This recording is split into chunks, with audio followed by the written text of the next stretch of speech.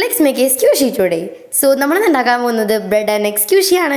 So ഭയങ്കര സിമ്പിളായിട്ട് ഉണ്ടാക്കിയെടുക്കാൻ പറ്റുന്ന ഒരു അടിപൊളി സ്ക്യൂഷിയുടെ ഐഡിയ ആണ് ഞാൻ ഇന്നിവിടെ പറയുന്നത് കേട്ടോ. അപ്പോൾ നമ്മൾ ഉണ്ടാക്കിയെടുക്കുന്നത് ബ്രെഡാണ്. ആദ്യം ബ്രെഡിന് വേണ്ടിയിട്ട് സ്പോഞ്ച് എടുക്കുന്നു, കട്ട് ചെയ്യുന്നു. ഏകദേശം ഞാൻ ആ ഷേപ്പൊക്കെ ഒന്ന് ഒപ്പിച്ചിട്ടുണ്ട്. അങ്ങനെ ഭയങ്കര പെർഫെക്ഷൻ ഒന്നുമില്ല, എന്നാലും നമ്മൾ ഏകദേശം സെറ്റാക്കി എടുത്തിട്ടുണ്ട് കേട്ടോ.